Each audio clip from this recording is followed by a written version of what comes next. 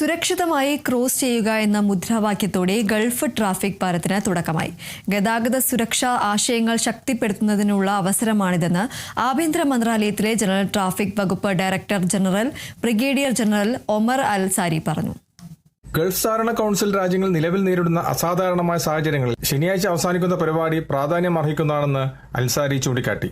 ഇതിനായി റോഡ് സുരക്ഷയിൽ കൂടുതൽ ശ്രമങ്ങളും ശ്രദ്ധയും ആവശ്യമാണെന്ന് അദ്ദേഹം ഊന്നി പറഞ്ഞു. മെയ് 4 ലോക ഗതാഗത ദിനത്തോടനുബന്ധിച്ചുള്ള പരിപാടി പങ്കെടുത്ത് സംസാരിക്കുകയായിരുന്നു അദ്ദേഹം. ഗതാഗത നിയന്ത്രണങ്ങൾ പാലിക്കുന്നതിലും നിർദ്ദേശങ്ങൾ പാലിക്കുന്നതിലും പരിഷ്കൃതമായ ഡ്രൈവിംഗ് പെരുമാറ്റത്തിലും വാഹനം ഓടിക്കുന്നവരുടെ ഉയർന്ന അവബോധം പ്രതിഫലിക്കണമെന്ന് അദ്ദേഹം പ്രസ്താവിച്ചു. റോഡ് സുരക്ഷയുടെയും സുഗമമായ ഗതാഗത പ്രവാഹത്തിന്റെയും കാര്യത്തിൽ ഇത് ഒരു പോസിറ്റീവ് വികസനമായി അദ്ദേഹം കണക്കാക്കുന്നു.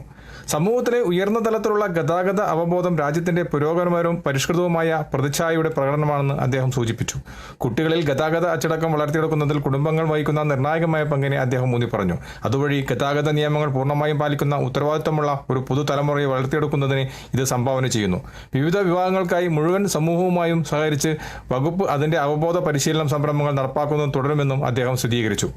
അപകടങ്ങൾ തടയുന്നതിനും സുരക്ഷിതമായ ഗതാഗത അന്തരീക്ഷം പ്രോത്സാഹിപ്പിക്കുന്നതിനും ഇവയുടെ സ്വാധീനം കണക്കിലെടുത്ത് സ്വകാര്യ സുരക്ഷയിലും നിയുക്ത ക്രോസിംഗ് സ്ഥലങ്ങളിലും ട്രാഫിക് ലൈറ്റുകളും ശ്രദ്ധ കേന്ദ്രീകരിക്കുന്നതും അദ്ദേഹം കൂട്ടിച്ചേർത്തു. കുവൈത്തിൽ നിന്നും കേരള വിഷന് വേണ്ടി IV സുനേഷ് വെങ്ങര.